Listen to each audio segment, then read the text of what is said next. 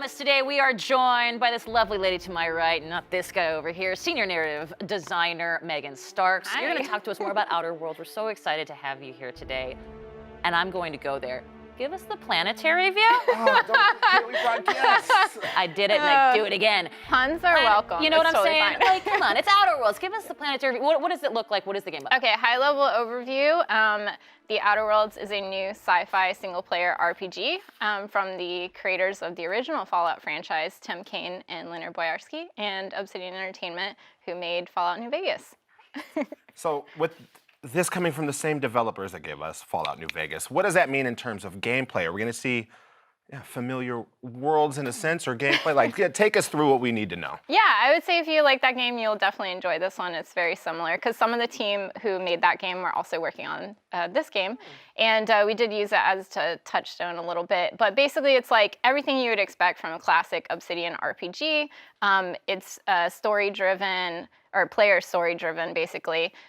You know, the choices that you want to make impact the world, the way you want to role play in the game, all the different stuff that you want to do. And we also provide different play styles for each quest. So it's like, do you want to talk your way through? Do you want to do full-on combat? Or do you want to sneak and do a stealth playthrough?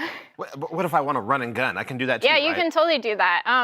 Yeah, I know, That's my play style. Look, you said whatever play style I want. If you get me started, I just won't stop. But Well, that would explain why you're the senior narrative designer.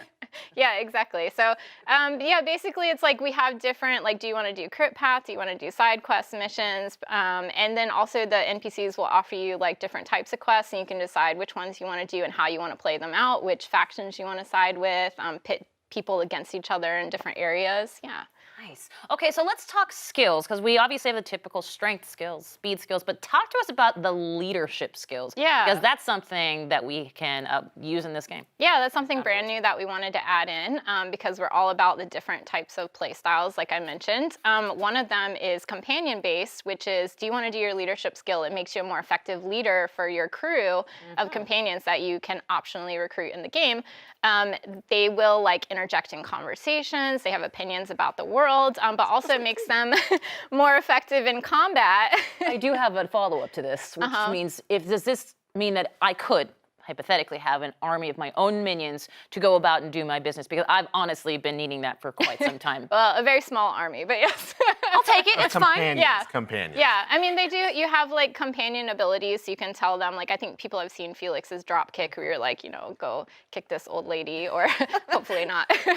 And then you also have, I mean, sometimes I do that. You said It's okay. play the way that you want to play. So, I mean, I see judgment here, is all I'm saying. I'm just saying it might have happened in one of my playthroughs. I feel a little bad about it. But then we also have different perks. You can spec out their abilities, you know, their skills, however you'd like. so we talked perks, abilities, skills, and whatnot. I want to talk weapons, because I saw some crazy stuff. And I'm going to have to reference the card here, because I know there's a shrink ray, but a mandibular rearranger. So Yeah. take me Pressing that through, 3 take times me through fast. those Okay, two so and we what do they have different science weapons that you can find in the game. One of the play styles we wanted to support is the whole mad scientist. We have a lot of research and development, different cool things that you can come across. And if you find them, one of them is the shrink ray and the mandibular rearranger. We do have others that you can find, but you'll have to play the game to get a hold of them. The shrink ray obviously like shrinks down your enemies, so they're weaker and easier to kill. And the mandibular, yeah, and the mandibular rearranger is like arranges your facial features, so you might get like a giant nose and a tiny head and stuff like that. So it's pretty funny. Little weaponized Yeah, Pablo Picasso yeah, we're always situation. trying to add in the humor in every aspect of the game. So yeah. Well, Megan, thank you so much for bringing us through the wonders of science and letting me say Pablo Picasso on the show, because I think that hasn't happened enough. And thank you so much for being here. Oh, Talk to thank us about you. Outer Worlds. Yeah. Right on. Obviously, the game looks incredible, and I cannot wait to shrink some heads and Pablo Picasso the H out of some peeps. All right, it's going to happen. It's absolutely going to happen. 100%, especially on Xbox Game Pass. Boom!